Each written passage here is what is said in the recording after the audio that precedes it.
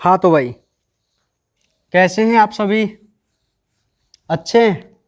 चलो, बहुत अच्छी बात है। तो हमारा चैप्टर 17 में चल ही रहा है। ठीक है, श्वसन एवं गैसों का विनिमय, ये रनिंग में है अपना चैप्टर। चलिए भाई देखिए,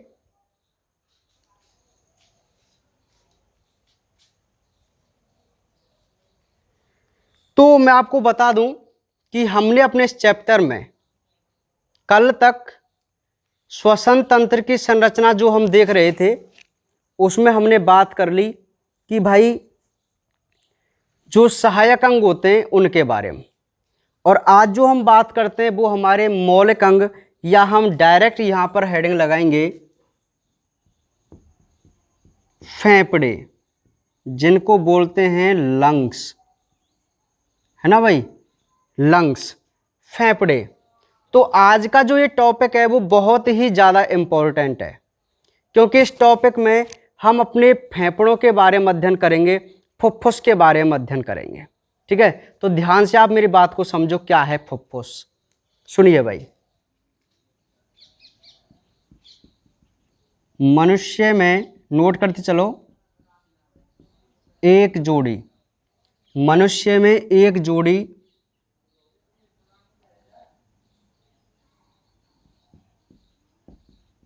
गुलाबी रंग के कोमल लचीले फुफ्फुस होते हैं, जो डायाफ्राम के नीचे, जो डायाफ्राम के नीचे प्लूरल गुहा में होते हैं। इस पर प्लूरल आवरण होता है, जिसकी दो परत होती हैं, बाह्य कला को पैराइटल तथा अंतः कला को विसरल प्लूरा कहते हैं।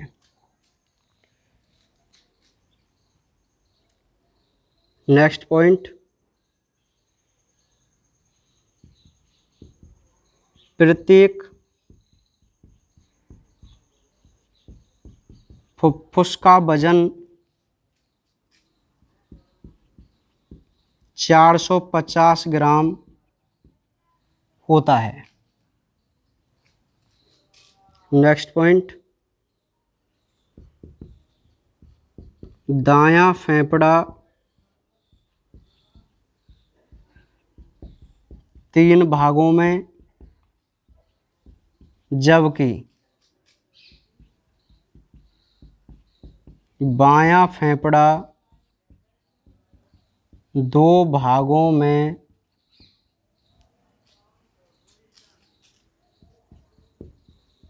बटा होता है। नेक्स्ट पॉइंट, इसमें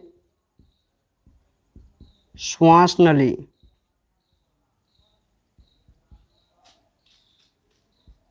2 भागों में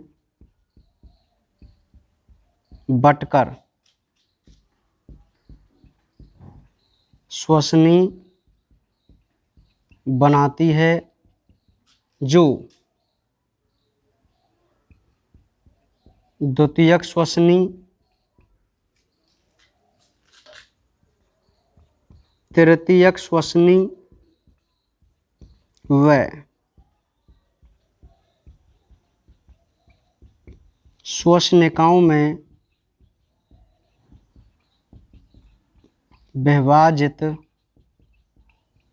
हो जाती है। दिख रहा है आपको?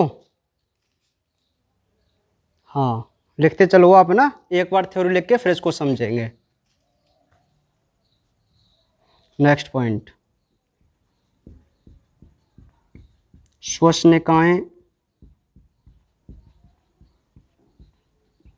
कूपिका वाहिनी में खुलती हैं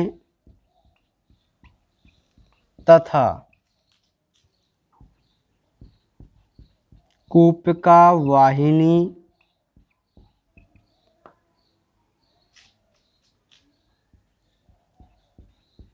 कूपिका में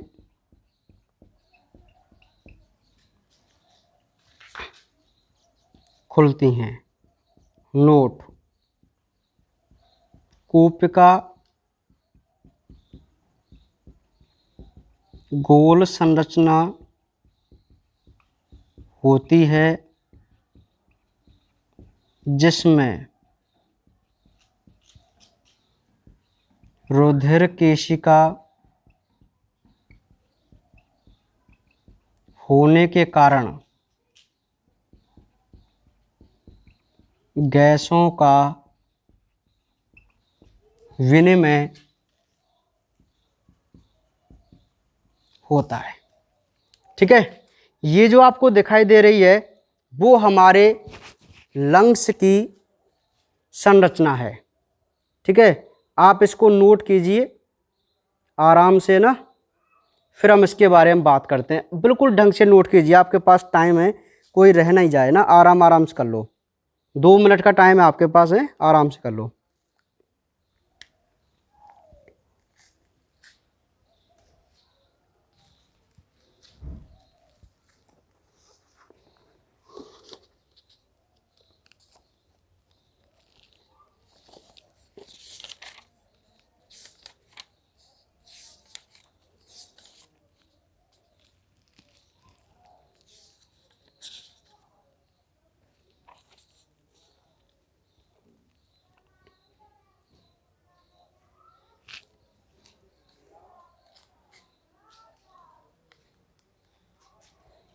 लिख लो आराम से।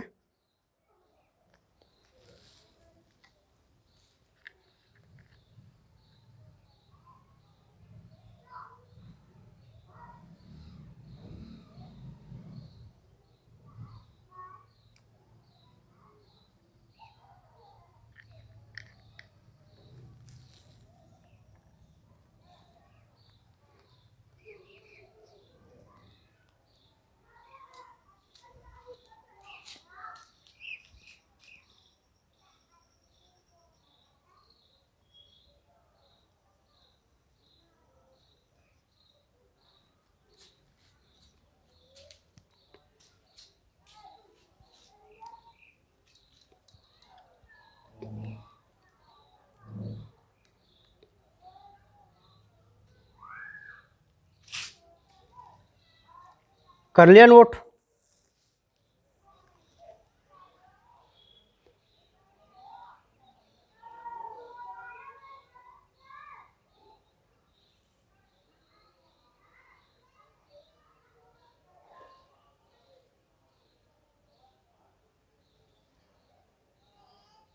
लिख लिया आराम से? चलिए अब सुनो भाई, हमारी जो बात चल रही है वो चल रही है लंग्स के ऊपर। फेफड़े जो कि श्वसन क्रिया करने वाले महत्वपूर्ण अंग होते हैं। ठीक है, अब देखो भाई क्या है श्वसन, फेफड़े। तो मनुष्य में एक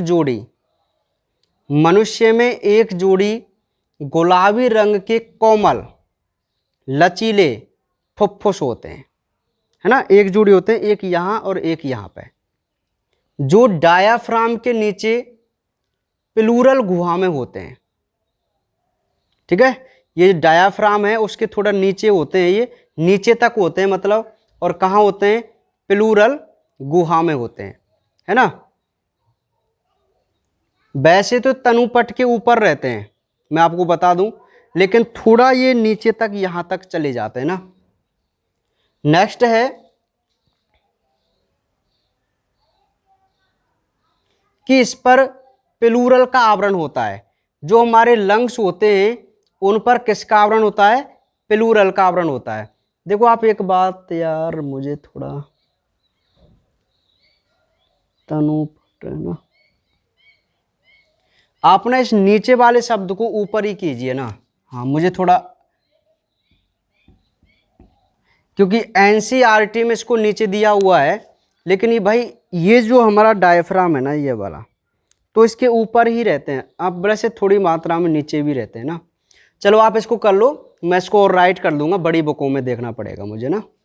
वैसे ये नीचे ज़्यादातर लिखा होता है, आप नीचे ही रहने दीजिए ना, क्योंकि इसका कुछ ऑथेंटिक जो रीज़न है वो यही माना जाता है कि ये जो डायफ्राम है यहाँ से स्टार्ट होता है ना, तो हमारे लंग्स हैं वो यहाँ तक होते हैं, तो थोड़ा नीचे ये तनुपट के होते हैं ना। चलिए कोई बात नहीं है ना। नेक्स्ट पॉइंट कि जो हमारे लंग्स होते हैं, फुफ्फुस जो होते हैं, उन पर प्लूरल का आवरण होता है। प्लूरल, एक क्योंकि ये कौन सी गुहा में है? प्लूरल गुहा में है, तो इन पर प्लूरल का आवरण होता है जिसकी दो परत होती हैं। मान लीजिए लंग्स के ऊपर एक आवरण है और उस आवरण की कितनी परत हैं? दो। तो बाहर की जो परत है उसको तो हम पैराइटल परत बोलते हैं, और अंदर की जो परत है उसे हम विसरल परत बोलते हैं। ठीक है। प्रत्येक फुफ्फुस का जो वजन है वो 450 ग्राम होता है। कितने होता है? 450 ग्राम होता है। नेक्स्ट हम बात करें तो जो दायां फेफड़ा है, दायां फेफड़ा है वो 3 भागों में, जबकि बायां फेफड़ा 2 भागों में बटा होता है। दायां फेफड़ा 3 भागों में और बायां फेफड़ा 2 भागों में बटा होता है। ठीक है। नेक्स्ट कि जो श्वास नली होती है वो लंग्स के पास आकर 2 भागों में बटकर क्या बनाती है? श्वसनी बनाती है। और ये जो श्वसनी है वो द्वितीयक श्वसनी, तृतीयक श्वसनी और श्वसनिकाओं में विभाजित हो जाती है। अभी हम इस सारी चीज को एक डायग्राम के माध्यम से समझेंगे, यहां से आपको कुछ पता नहीं चलेगा कि कौन सा क्या कर रहा है। तो श्वसनिकाओं में विभाजित हो जाती है, और जो श्वसनिकाएं हैं वो कूपिका वाहिनी में खुलती हैं और कूपिका वाहिनी कूपिका में खुलती हैं। अब कूपिका जो है इसको भी हम एल्वियोलाई बोलते हैं, आप यहां नोट कर सकते हैं। कूपिका की इंग्लिश आप लिख सकते हैं एल्वियोलाई। क्या होती है? एल्वियोलाई। ठीक है। तो कूपिका जो है एक प्रकार की गोल संरचना है जिसमें रुधिर केशिका होती हैं, और रुधिर केशिका की उपस्थिति के कारण ही पूरे श्वसन तंत्र में जितने भी अंग हैं उनमें गैसों का एक्सचेंज यानी कि O2 और CO2 का आदान प्रदान केवल कूपिका में ही होता है और कहीं नहीं होता। ठीक है। अब ये तो लंग्स की थोड़ी सी संरचना थी, आउटर और इनर। अब हम इसी के साथ हमारा जो श्वसन तंत्र की संरचना है वो है कंप्लीट। लेकिन अब इसको मैं एक चित्र के माध्यम से, एक डायग्राम के माध्यम से अब हम इसको पूरी थ्योरी को समझने की कोशिश करते हैं। यहीं पे आपको ज़्यादा ध्यान लगाना है। समझ रहे हैं आप मेरी बात को? तो पहले हम यहाँ पर पहले यहाँ पर हम मानव श्वसन तंत्र का डायग्राम बनाना सीखेंगे ना, श्वसन तंत्र का चित्र। ठीक है। तो पहले आप ध्यान से श्वसन तंत्र का चित्र देखना, और मैं आपको बता दूं इस वीडियो मैं जब ये डायग्राम बनाऊंगा तो उसको मैं रिपीट कर दूंगा वीडियो को, जिससे आपको क्या है वही चीज़ दोबारा से सीखने को मिल जाएगी। समझ रहे हैं? हाँ बिल्कुल बिल्कुल डिटो है ना। देखिए तो देखते हैं किस प्रकार हमें मानव श्वसन तंत्र का एक नामांकित चित्र बनाना है। ध्यान से समझो आप।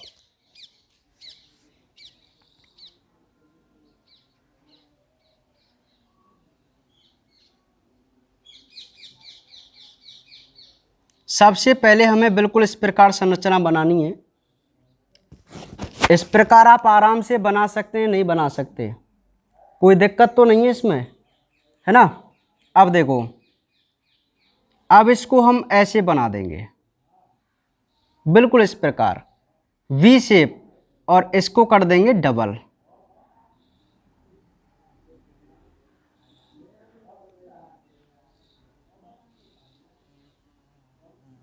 बताइए यहां तक आपको क्या दिक्कत है?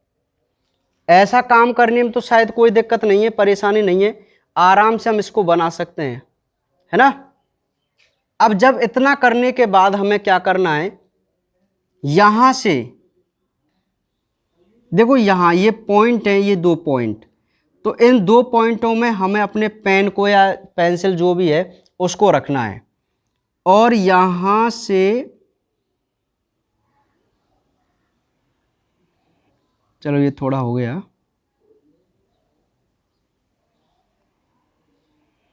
इस प्रकार घूमकर एक संरचना आएगी, ठीक है। और यहां से इस प्रकार घूमकर एक संरचना, ये थोड़ा बड़ा बन गया,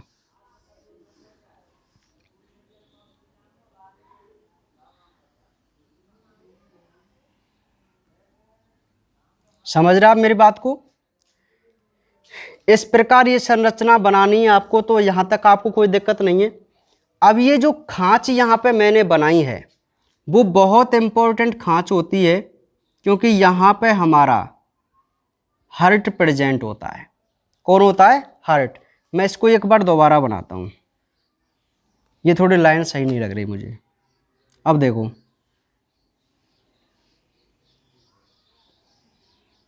अब ठीक है, ठीक है।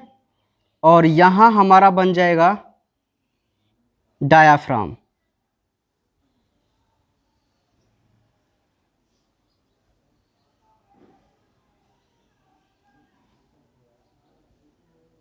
क्या है ये?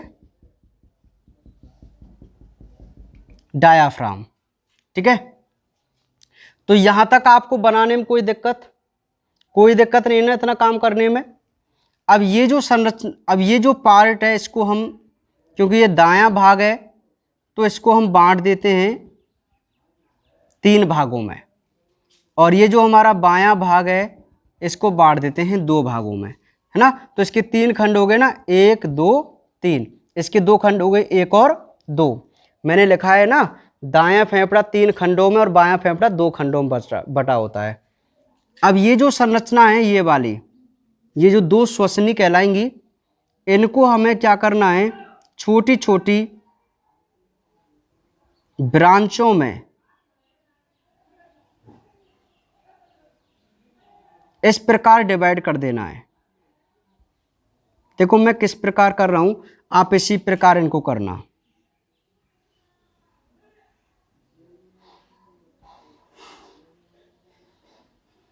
समझ रहे हैं आप बात को?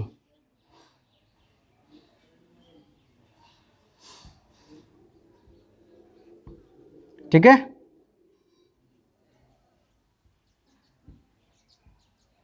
ऐसे, और यहां पर हम अपनी गोल गोल कुछ ऐसी संरचनाएं बना देंगे जो कि हमारे बहुत काम की संरचना है। अभी मैं आपको समझा दूंगा, फिलहाल आप इनको बिल्कुल इस प्रकार करना जैसे मैंने किया है, ठीक है। और यहां पर हमें इस प्रकार की संरचना बनानी है, ऐसे पूरे में सी टाइप के छल्ले जिनको बोला जाता है, ठीक है। और यहां पे हमारा होता है कंठ। क्लियर है? तो ये है हमारा मानव श्वसन तंत्र का चित्र। यदि आप यहां पर माउथ बनाना चाहें तो आराम से बना सकते हैं।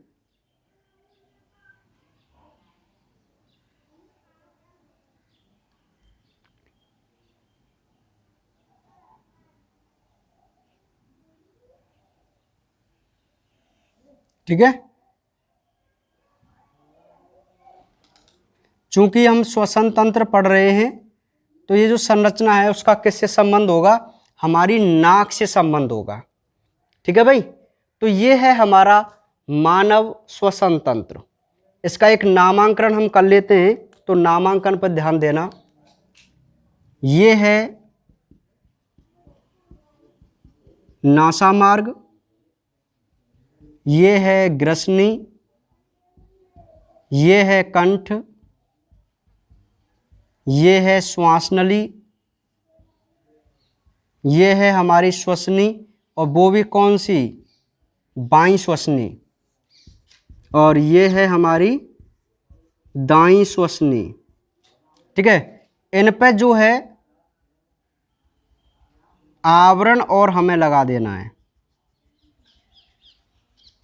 क्योंकि इस पे आवरण होता है ना, प्लूरल आवरण, मैंने आपको बताया है। तो ये है प्लूरल आवरण, है ना। और ये है हमारी जो गोल गोल संरचना दिखाई दे रही हैं, वो है कूपिका, और ये है हमारा डायाफ्राम, और ये जो है वो है हृदय, और जो ये खांच है ना, वो इम्पोर्टेंट खांच है जिसको हम हृदय खांच कहते हैं। ठीक है, समझ में आ गई बात। तो इस प्रकार ये जो आपको डायग्राम दिखाई दे रहा है, वो मानव श्वसन तंत्र का एक नामांकित चित्र दिखाई दे रहा है। ठीक है, अब ये जो मैंने आपको बात बताई है, यही जो लाइन है आपको दोबारा रिपीट हो जाएंगी, जिससे आपको कैसे डायग्राम बनाना है वो पूरी बात समझ में आ जाएगी। ठीक है, तो बहुत नॉर्मल तरीके से आप अपने डायग्राम को बना सकते, नहीं बना सकते, है ना। एक बार इसको समझ लीजिए। तो देखो ध्यान से, मानव श्वसन तंत्र में हमने इनकी संरचना पढ़ ली, नासा मार्ग, ग्रसनी, कंठ, श्वासनली, और इनकी, है ना, सारी चीज पढ़ ली। तो हमने आज जो पढ़ा वो पढ़ा फेफड़े को, फुफ्फुस को। तो देखो फुफ्फुस क्या है, एक जोड़ी फेफड़े हैं, कौन सी गुहा में है, प्लूरल गुहा में है। ठीक है, इन पे जो आवरण है वो किसका आवरण है, प्लूरल का आवरण है, जिसके दो बाह्य और आंतरिक परत, बाह्य परत को हम विसरल, वो पैराइटल, और आंतरिक परत को हम विसरल बोलेंगे। ठीक है, अब ये जो श्वास नली है ये दो श्वसनियों में बट गई, फेफड़ों में जाकर, श्वसनी श्वसनिकाओं में, श्वसनिका कूपिका वाहिनी में, और कूपिका वाहिनी कहाँ पर, कूपिकाओं में डिवाइड हो जाती हैं। ठीक है, तो इस प्रकार हमारा जो लंग्स है उसकी ये संरचना होती है। ठीक है भाई, तो ये आप आराम से कर लेंगे। अब इस वीडियो को मैं रिपीट कर दूंगा ताकि आपको ये दोबारा से मेरे यही शब्द है ना दोबारा से सुनने को मिलेंगे। ठीक है, अब हम एक चित्र और बनाते हैं। ठीक है भाई, तो दूसरा चित्र कैसे बनता है वो भी आपको ध्यान देना है। तो पहले यहाँ पर हम मानव श्वसन तंत्र का डायग्राम बनाना सीखेंगे, है ना, श्वसन तंत्र का चित्र। ठीक है, तो पहले आप ध्यान से श्वसन तंत्र का चित्र देखना, और मैं आपको बता दूं इस वीडियो मैं जब ये डायग्राम बनाऊंगा तो उसको मैं रिपीट कर दूंगा वीडियो को, जिससे आपको क्या है वही चीज़ दोबारा से सीखने को मिल जाएगी। समझ रहे हैं? हाँ बिल्कुल बिल्कुल डिटो, है ना। देखिए, तो देखते हैं किस प्रकार हमें मानव श्वसन तंत्र का एक नामांकित चित्र बनाना है। ध्यान से समझो आप।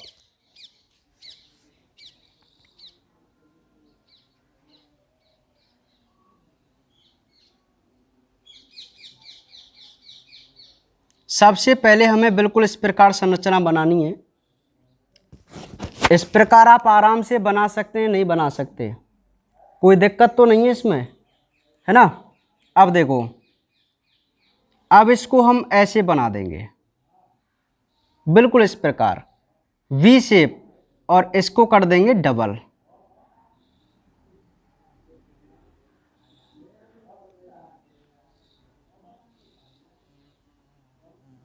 बताइए यहां तक आपको क्या दिक्कत है? ऐसा काम करने में तो शायद कोई दिक्कत नहीं है, परेशानी नहीं है, आराम से हम इसको बना सकते हैं, है ना। अब जब इतना करने के बाद हमें क्या करना है, यहां से देखो, यहां ये पॉइंट है, ये दो पॉइंट, तो इन दो पॉइंटों में हमें अपने पेन को या पेंसिल जो भी है उसको रखना है, और यहां से चलो ये थोड़ा हो गया,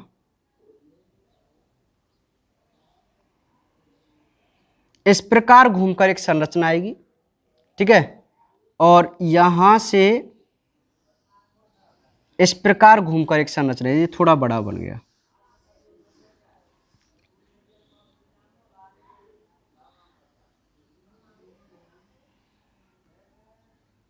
समझ रहे आप मेरी बात को? इस प्रकार ये संरचना बनानी है आपको, तो यहां तक आपको कोई दिक्कत नहीं है। अब ये जो खांच यहां पे मैंने बनाई है वो बहुत इंपॉर्टेंट खांच होती है, क्योंकि यहां पे हमारा हार्ट प्रेजेंट होता है। कौन होता है? हार्ट। मैं इसको एक बार दोबारा बनाता हूं, ये थोड़ी लाइन सही नहीं लग रही मुझे। अब देखो,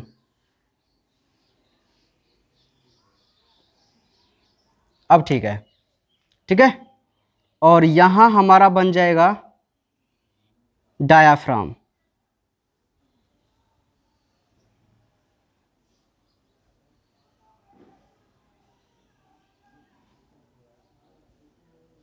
क्या है ये? डायाफ्राम, ठीक है। तो यहां तक आपको बनाने में कोई दिक्कत नहीं है ना, इतना काम करने में। अब ये जो संरचना, अब ये जो पार्ट है इसको हम, क्योंकि ये दायां भाग है तो इसको हम बांट देते हैं 3 भागों में, और ये जो हमारा बायां भाग है इसको बांट देते हैं 2 भागों में, है ना। तो इसके 3 खंड हो गए ना, 1 2 3। इसके 2 खंड हो गए, 1 और 2। मैंने लिखा है ना, दायां फेफड़ा 3 खंडों में और बायां फेफड़ा 2 खंडों में बटा होता है। अब ये जो संरचना है ये वाली, ये जो 2 श्वसनी कहलाएंगी, इनको हमें क्या करना है, छोटी छोटी ब्रांचों में इस प्रकार डिवाइड कर देना है। देखो मैं किस प्रकार कर रहा हूं, आप इसी प्रकार इनको करना।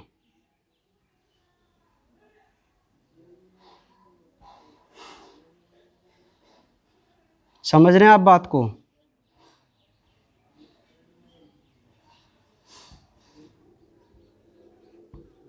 ठीक है।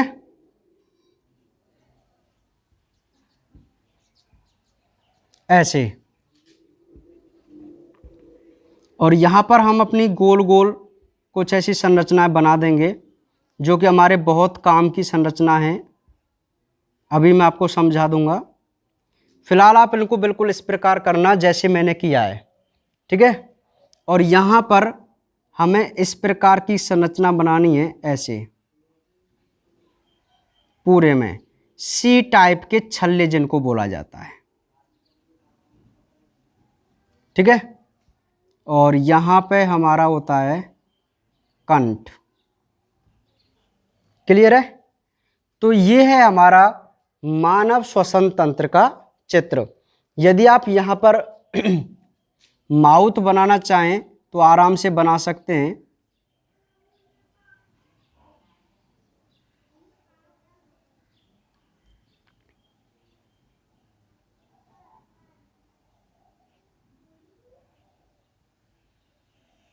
ठीक है। चूंकि हम श्वसन तंत्र पढ़ रहे हैं तो ये जो संरचना है उसका किससे संबंध होगा? हमारी नाक से संबंध होगा। ठीक है भाई। तो ये है हमारा मानव श्वसन तंत्र। इसका एक नामांकन हम कर लेते हैं, तो नामांकन पर ध्यान देना। ये है नासा मार्ग, ये है ग्रसनी, ये है कंठ, ये है श्वास नली, ये है हमारी श्वसनी, और वो भी कौन सी? बाईं श्वसनी। और ये है हमारी दाईं श्वसनी। ठीक है। इन पे जो है आवरण और हमें लगा देना है, क्योंकि इस पे आवरण होता है ना, प्लूरल आवरण, मैंने आपको बताया है।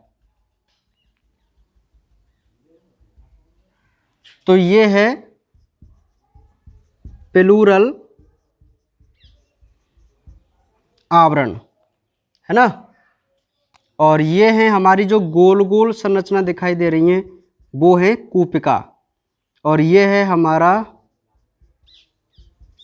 डायाफ्राम, और ये जो है वो है हृदय। और जो ये खांच है ना, वो इम्पोर्टेंट खांच है जिसको हम हृदय खांच कहते हैं। ठीक है, समझ में आ गई बात। तो इस प्रकार ये जो आपको डायग्राम दिखाई दे रहा है वो मानव श्वसन तंत्र का एक नामांकित चित्र दिखाई दे रहा है। ठीक है, अब ये जो मैंने आपको बात बताई है, यही जो लाइन है आपको दोबारा रिपीट हो जाएंगी, जिससे आपको कैसे डायग्राम बनाना है वो पूरी बात समझ में आ जाएगी। ठीक है, तो बहुत नॉर्मल तरीके से आप अपने डायग्राम को बना सकते, नहीं बना सकते, है ना। एक बार इसको समझ लीजिए। तो देखो ध्यान से, मानव श्वसन तंत्र में हमने इनकी संरचना पढ़ ली, नासा मार्ग, ग्रसनी, कंठ, श्वास नली और इनकी, है ना, सारी चीज पढ़ ली। तो हमने आज जो पढ़ा वो पढ़ा फेफड़े को, फुफ्फुस को। तो देखो फुफ्फुस क्या है, एक जोड़ी फेफड़े हैं, कौन सी गुहा में है, प्लूरल गुहा में है। ठीक है, इन पे जो आवरण है वो किसका आवरण है, प्लूरल का आवरण है, जिसके दो बाह्य और आंतरिक परत, बाह्य परत को हम विसरल वो पैराइटल और आंतरिक परत को हम विसरल बोलेंगे। ठीक है, अब ये जो श्वास नली है ये दो श्वसनियों में बट गई, फेफड़ों में जाकर श्वसनी श्वसनिकाओं में, श्वसनिका कूपिका वाहिनी में, और कूपिका वाहिनी कहाँ पर, कूपिकाओं में डिवाइड हो जाती हैं। ठीक है, तो इस प्रकार हमारा जो लंग्स है उसकी ये संरचना होती है। ठीक है भाई, तो ये आप आराम से कर लेंगे। अब इस वीडियो को मैं रिपीट कर दूंगा ताकि आपको ये दोबारा से मेरे यही शब्द है ना दोबारा से सुनने को मिलेंगे। ठीक है, अब हम एक चित्र और बनाते हैं। ठीक है भाई, तो दूसरा चित्र कैसे बनता है वो भी आपको ध्यान देना है। देखिए, अब जो चित्र है उसका आप नाम लिख सकते हैं श्वसनी वृक्ष, श्वसनी वृक्ष। ये चित्र भी बहुत इंपॉर्टेंट है। तो देखो कैसे बनाते हैं। हमारे पास है सबसे पहले श्वास नली, इसको हमने दो भागों में डिवाइड किया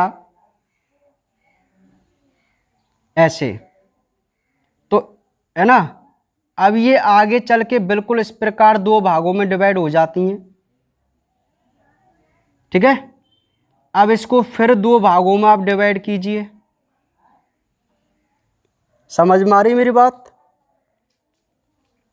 है ना। अब एक किसी एक को इनमें से जब ये क्या करती हैं और छोटी छोटी नलिकाओं में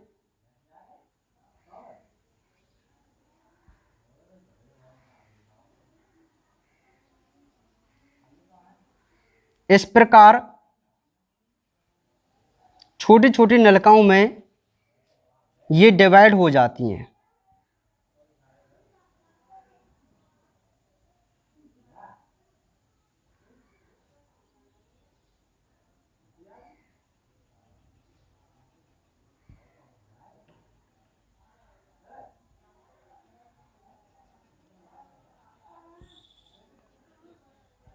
इस प्रकार, ठीक है।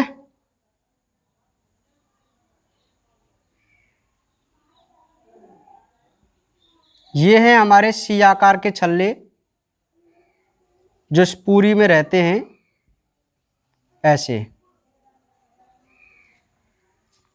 अब ये देखो, देखने में ऐसा लगता है जैसे कोई पौधा हो। क्या हो, पौधा, लगता नहीं लगता। तो इसीलिए अच्छा ये क्या है, ये एक वो है संरचना है जो हमारे लंग्स के अंदर रहती है, इसलिए इसको हम बोलते हैं श्वसनी वृक्ष। इनके नाम वही नाम है। ये तो है श्वास नली, ये है प्राथमिक श्वसनी, ये है द्वितीयक श्वसनी, ये है तृतीयक श्वसनी, या इसको श्वसनिका कह सकते हैं आप। ये हैं हमारी श्वसनिकाएं, ये कूपिका, या आप इनको डायरेक्ट ना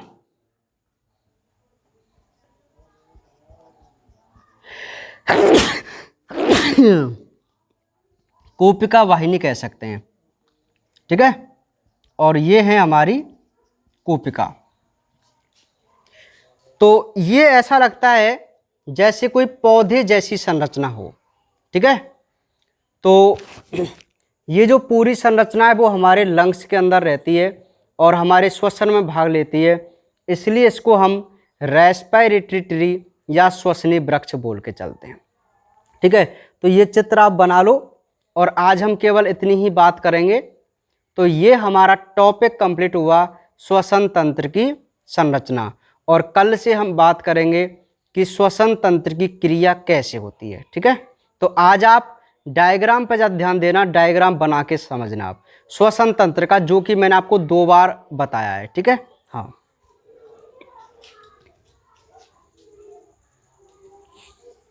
बना लो इसको आराम से ना, टाइम है आपके पास।